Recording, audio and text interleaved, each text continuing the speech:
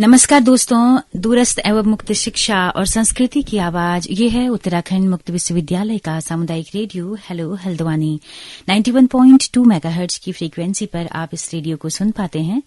दोस्तों, कार्यक्रम चल रहा है मिसाल बेमिसाल और हमारे साथ स्टूडियो में इस वक्त मौजूद हैं करुणा शंकर कांडपाल, जो कि पिछले 2.5 सालों से सरकार के साथ मिलकर जमीन, जंगल और पानी पर काम कर रहे हैं। उत्तराखंड में कई सारे स्वयं सहायता समूह इन्होंने बनाए हैं महिलाओं के। पिछले 2.5 सालों से कितना काम ये कर चुके हैं और महिलाओं के बीच में जो ये स्वयं सहायता समूह बनाने का काम कर रहे हैं, उसके रिजल्ट क्या हैं, उसके परिणाम क्या निकले हैं, क्या महिलाओं की आय में कोई बढ़ोतरी हुई है, क्या वो सशक्त हुई हैं, क्या इन प्रोडक्ट्स को एक मार्केट मिल पाया है, किस तरह से आप काम कर रहे हैं, इस पर हम विस्तार से बात करेंगे। करुणा शंकर कांडपाल जी, आपका बहुत बहुत स्वागत है हमारे इस कार्यक्रम में। धन्यवाद मैडम, बहुत बहुत धन्यवाद। ये बहुत अच्छा लगता है कि यहाँ पर आप लोग ऐसा कार्य कर रहे हैं।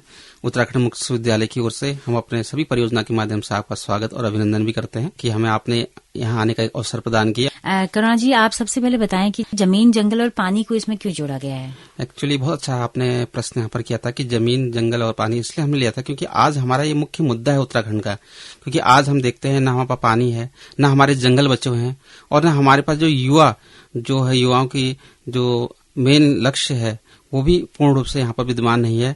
तो इस परियोजना के माध्यम से हमें कार्य करने का जो अवसर प्रदान किया गया है वो इसलिए किया गया था क्योंकि आज जमीन हमारी सब बिक चुकी है। जमीन के अंतर्गत आज आप देख रहे हैं कि कोई भी क्षेत्र ऐसा नहीं है जहाँ पर मुक्त रूप से खेती हो पाएगी। दूसरा, पानी का आप देख रहे हैं कि पानी की पूरी इतनी अव्यवस्थाएं हैं, आज पूर्ण रूप से किसी भी व्यक्ति को पूर्ण रूप से पानी का अभाव है। जंगल आप देख ही रहे, जंगल पूरे कट चुके हैं, कहीं पर भी न लकड़ी है, न कोई ऐसी व्यवस्थाएं हैं जिसके माध्यम से आज आदमी अपनी व्यवस्थाओं को कर सकता है। अभी आपने देखा होगा कोरोना में ऑक्सीजन की कमी होने से एक मुख्य मुद्दा हमारा ये जंगल का भी रहा। बिल्कुल, जरूर। तो आपने स्वयं सहायता समूह बनाए हैं काफी संख्या में हल्द्वानी के आसपास। अपने अनुभव कुछ शेयर करेंगे कि कैसे अनुभव थे महिलाओं को इकट्ठा करना, क्या वो एकजुट होती थी, उनको बताना। हालांकि ये बहुत पुराना कॉन्सेप्ट हो चुका है, बहुत अरसे से लोग इस स्वयं सहायता समूह बनाकर काम कर रहे हैं, फिर भी कितनी कठिनाई आपको आई महिलाओं को एकजुट करने में? बहुत अच्छा प्रश्न था, क्योंकि एक्चुअली क्या होता है कि कोई भी हम यदि कार्य करते हैं उसमें परेशानियों का तो सामना करना ही पड़ता है और परियोजना किसी भी व्यक्ति के साथ रहकर अनेक परेशानियों का सामना के बीच से निकलता है। तो हम लोग ने विगत 2.5 वर्ष के माध्यम से इस परियोजना को संचालित कर रहे हैं। तो हमने ये लक्ष्य रखा कि ये परियोजना एक को न देकर अनेक लोगों को दी जाए। तो हमने हर क्षेत्रों में, हल्द्वानी क्षेत्र में, हमारे और भी क्षेत्र जहाँ पर हमारे कुमाऊं के हैं, दुर्गम क्षेत्रों में हमने छोटे छोटे समूह के माध्यम से कार्य करना प्रारंभ किया। समूह का लक्ष्य इसलिए रखा क्योंकि हमें 5 लोग मिले, तो 5 लोगों की जमीनें मिली, 5 लोगों का पानी मिला और 5 लोगों के द्वारा ही जो जंगल के आधार पर उनकी समस्याएं थी वो प्राप्त हुई। तो हमने उनका समूह का गठन करना प्रारंभ किया, जिसके माध्यम से उन्होंने बचत भी करी अपनी इंटरलोनिंग भी करी। क्योंकि इंटरलोनिंग ये है कि जिस माध्यम से वो पैसा जमा करते थे अपने आय संवर्धन के आधार पर, जो उनकी आय थी उस आधार पर उन्होंने पैसा जमा किया हर महीने। उसके बाद भी वो अंदर उन्होंने बैंक के माध्यम से अपना पैसा, माना जैसे किसी के घर में कोई शुभ कार्य है तो बैंक में न जाकर अंदर ही समूह के माध्यम से पैसा लेकर और उसको एक मुक्त सूक्ष्म ब्याज जो उनके समूह के माध्यम से होते थे वो प्रदान कर अपना कार्य करना प्रारंभ किया। उसके माध्यम से ही हम लोगों ने उनको आय संवर्धन के भी कार्य कराने प्रारंभ करे, जिससे कि उनकी आर्थिक स्थिति सुदृढ़ हो पाए, जैसे जूस, जाम, जेली, चटनी। और हमने इसी बीच कोरोना काल में उनको सैनिटाइजर बनाने का भी कार्य करवाया, मास्क वितरण का कार्यक्रम, मास्क भी बनवाया और मास्क का वितरण भी करवाया। अभी हमारी कुछ समूह की महिलाएं बहुत अच्छा कार्य कर रही हैं। हमने देखा कि अपने हल्द्वानी में कुछ महिलाएं क्या कर रही हैं, अपने खुद प्रयासों के माध्यम से उन्होंने अपनी सिलाई कढ़ाई का एक सेंटर खोलकर अपने घर में तथा और अपने क्षेत्रों में अच्छा सिलाई का कार्य कर रही हैं, जिससे कि उनकी समूह की बचत बहुत अच्छी रूप से हो रही है। अभी हमने और भी देखा कि हमारे बागेश्वर में और पिथौरागढ़ के कुछ दुर्गम क्षेत्रों में उनके घर में कहीं मिर्च हो गया, चावल हो गया, और भी चीजें होती थी, तो उन्होंने पैकेज करके उसको भी वितरण करने का कार्य किया, जिससे कि उनको आय संवर्धन का कार्य उनका बहुत अच्छा हुआ, जिससे कि उनकी आर्थिक स्थिति इस कोरोना काल में बड़ी अच्छी रही। क्या इन प्रोडक्ट्स को मार्केट मिल पाती है? मार्केट हम लोगों को खुद करनी पड़ती है। आज चाहे हम हो या आप हो, हम हर व्यक्ति को शुद्ध प्रोडक्ट की आवश्यकता होती है।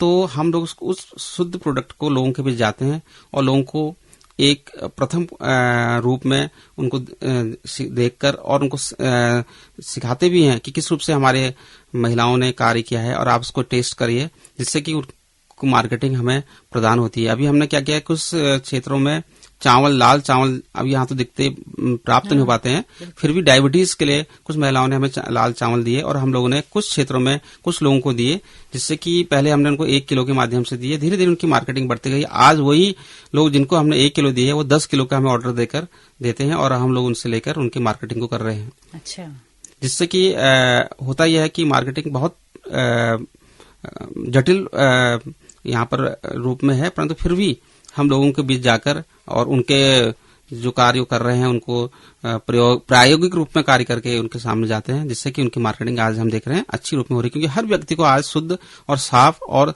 अच्छा पेय, अच्छा खाद्य चाहिए होता है, वह समूह के माध्यम से प्राप्त हो रहा है। जी, करुणा शंकर जी, अभी तक कहाँ कहाँ आप सेल्फ हेल्प ग्रुप्स बना चुके हैं?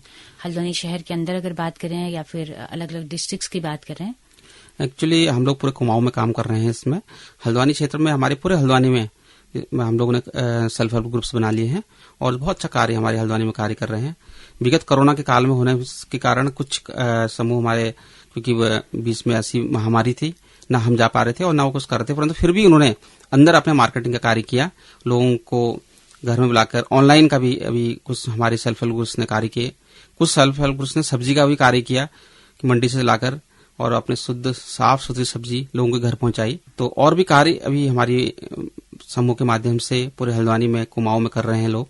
कोविड काल में एक नया ये रहा कि क्या करें कुछ नया कि ताकि अभी के लिए प्रासंगिक हो, तो सैनिटाइजर और मास्क जो है वो बड़ी संख्या में समूह ने बनाए हैं।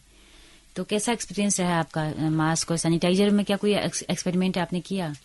सबसे पहले जब हम शुरुआती रूप में हमारी महिलाओं ने और हमारे समूह के माध्यम से सैनिटाइजर्स जब हमने उनको बनाना सिखाया, तो हमें कुछ प्रॉब्लम्स आ रही थी कहीं कहीं पर, क्योंकि ये था कि एक मार्केट का सैनिटाइजर और एक घरेलू उत्पाद का सैनिटाइजर बड़ा अंतर है। मास्क हम लोगों ने ऐसे मास्क बनाए हैं, हमने यहाँ भी मुक्तशाला में भी दिए थे, फिर अभी हम देंगे, तो बिल्कुल पूर्ण रूप से कॉटन के हैं। हाँ, उसमें कुछ बाहरी सुंदरता का अभाव होने के नाते शुरुआती रूप में हमें बहुत मार्केटिंग में समस्याएं आई, परंतु अब ऐसा है कि हमें अच्छे ऑर्डर प्राप्त हो रहे हैं और हमारा जो सैनिटाइजर का भी कार्य है वो भी बहुत अच्छे रूप में चल रहा है, जो कि हम लोग गौमूत्र हो गया और नीम की खली और अश्वगंधा और इस रूप से मिक्स करके यहाँ पर बनाते हैं, जिससे कि लोगों को बड़ा फायदा हो रहा है। और साथ साथ लोगों के अंदर जो भी संक्रमण का है वो मामला, वो भी उससे ऊपरी राहत की कोशिश की जा रही है और सभी हमारी महिलाएं, स्वयं सहायता समूह की महिलाएं अच्छा आय संवर्धन कर रही हैं और उनको एक अच्छा प्लेटफॉर्म भी प्राप्त हो पा रहा है, क्योंकि ये नई चीजें ऐसी हैं जो अभी लोगों के पास विद्वान नहीं है और हम लोग दे रहे हैं। जब शुरुआत आप करते हैं किसी गांव में स्वयं सहायता समूह बनाने की, क्या प्रोसेस होती है? कितने लोग चाहिए होती हैं मिनिमम, उसके लिए कितनी महिलाएं हैं, और क्या बैंक में उनका खाता खोलना पड़ता होगा? क्या क्या प्रोसेस होती है, अगर आप संक्षिप्त में बताना चाहें? देखिए, एक्चुअली होता क्या है कि स्वयं सहायता समूह को यदि हम स्वयं जाएं तो बहुत अच्छा रहता है। लोग अक्सर करते क्या है कि वहाँ के जो मेन लीडर्स हैं उनके पास जाते हैं और उन लीडर के माध्यम से होता यह है कि लीडर्स अपने अपने लोगों का स्वयं सहायता समूह बनाते हैं, पर हमने ऐसा नहीं किया। हम स्वयं गांव में जाते हैं, हमारे संग कुछ फैसिलिटेटर्स हैं, उनके संग हम लोग जाते हैं और गांव का हम लोग एक तकनीकी माध्यम से सर्वेक्षण करते हैं कि किन व्यक्तियों को, किन लोगों को स्वयं अपने इस हमारे सेल्फ हेल्प ग्रुप की आवश्यकता है, किस महिलाओं को आवश्यकता है कुछ कार्य करने की। तो हम लोग सर्वेक्षण करने के बाद उन जगहों पर, उन स्थानों पर जो महिलाओं को आवश्यकता है कुछ कार्य करने की, कुछ उनको आमदनी की आवश्यकता है, उस महिलाओं का हम सेल्फ हेल्प ग्रुप बनाते हैं और उसमें न्यूनतम हम लोग 5 लोग रखते हैं और 5 लोगों की एक न्यूनतम आय जो कमाती है, उनके घर के अंदर जो आय होती है, कितना वो सेविंग करना चाहते हैं, उनकी भी सेविंग हम लोग करवाते हैं। उसके बाद उनकी इंटरलोनिंग की जाती है।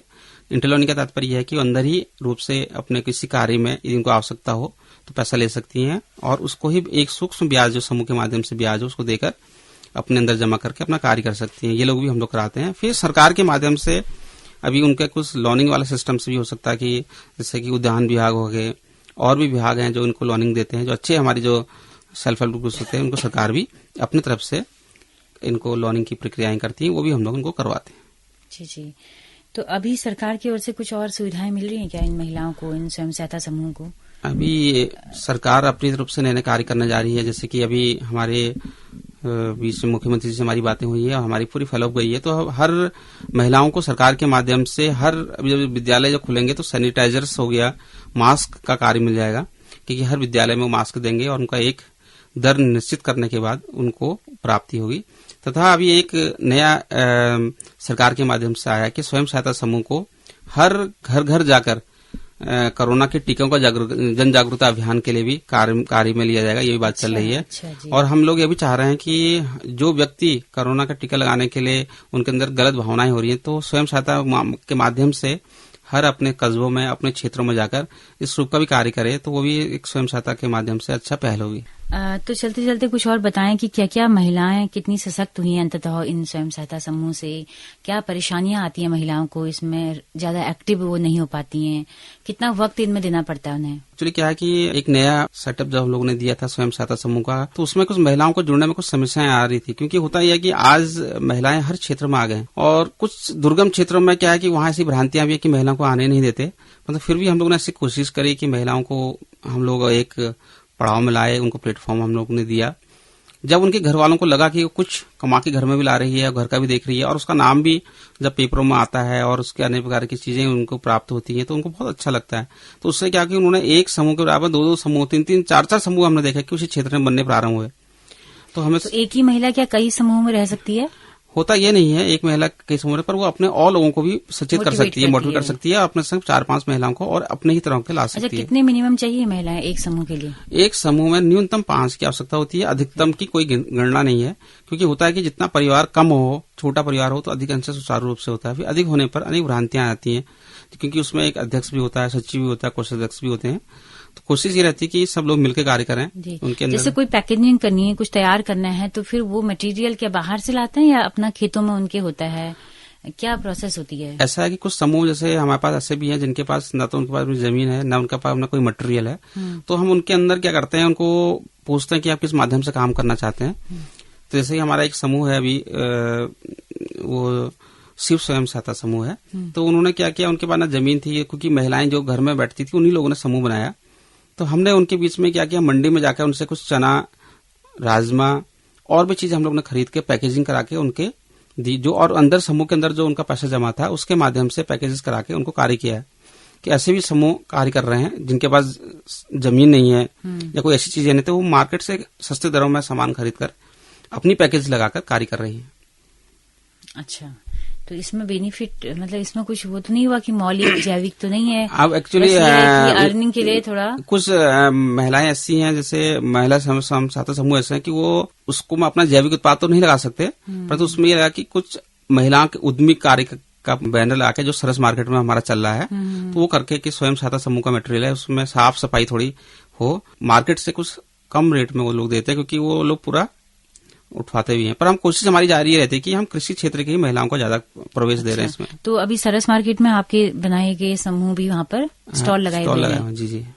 अच्छा, क्या चुनौतियां लगती हैं, मतलब क्या अंततः इनका परिणाम क्या लगता है आपको कि जो स्वयं सहायता समूह है ये आगे बढ़कर अगर आगे तक पहुंचे तो क्या फायदा और हो सकता है? इसमें तो एक अभी आपको एक बहुत फायदा होता है, क्योंकि अभी एक आपको एक बहुत सी हमारी स्टोरी रूप में निकल के आई है। एक समूह था हमारा, तो वहाँ महिलाएं बहुत अच्छा कार्य करती थी और समय समय पर जन जागरूकता अभियान भी अपने वहाँ करके, और हमारे जो कार्य थे उसके बाद उसके अलावा अलग कार्य करती थी। तो उसी में ही एक महिला ग्राम प्रधान के इलेक्शन में भी निर्वाचित हुई। धीरे धीरे क्या हुआ कि उसको गांव के जब अपने अधिकारों का जानकारी प्राप्त हुई, सरकार के माध्यम से कुछ जानकारी हुई, तो उसने समूह को और अच्छे रूप से कार्य करने के लिए प्रेरित किया और उसको कुछ सरकारी रूप से और भी ऐड दिलवाकर काम कर रही है। तो ऐसे भी है कि समूह के माध्यम से लोगों को बहुत अच्छी फील्ड प्राप्त हो पा रहा है, और आने वाले समय में आप देख रहे हैं कि हर कार्य समूह को प्राप्त हो रहा है। आज आप देख लीजिए सरस मार्केट में इंदिरा अम्मा भोजनालय है, उस समूह के माध्यम से ही हो रहा है। अभी हमारी कुछ महिलाओं ने कोरोना काल में, क्योंकि बाहर खाना बंद था, लोगों को जैसे चाट, पकौड़ी और इस रूप का कार्य खुद समूह के माध्यम से करके लोगों को ऑनलाइन किया, जिससे कि उनको बहुत अच्छी आय की प्राप्ति भी हुई। तो इस टाइप की फील्ड खुद निकल के आ रहे हैं। मुझे लगता है कि आने वाले समय में बहुत अच्छा भविष्य इनका होगा। बिल्कुल। तो काफी बेहतरीन काम आप महिलाओं के बीच में कर रहे हैं पिछले 2.5 सालों से, और अभी आगे भी ये काम जारी रहेगा, हमें उम्मीद है। तो करुणा शंकर जी, बहुत बहुत शुक्रिया आपका हमारे स्टूडियो में आकर इतनी सारी जानकारी हमारे श्रोताओं को देने के लिए। बहुत धन्यवाद। तो दोस्तों, आप सबका भी बहुत बहुत शुक्रिया इस कार्यक्रम में अंत तक हमारे साथ बने रहने के लिए। दोस्तों, आप अगर अपना फीडबैक देना चाहते हैं तो हमारा YouTube चैनल भी है, हमारा Facebook पेज भी है, हेलो हल्द्वानी नाम से। आप अपने कमेंट हमें जरूर दीजिएगा। तो इसी के साथ अपने रेडियो मित्र सुनीता भास्कर को दीजिए इजाजत। नमस्कार।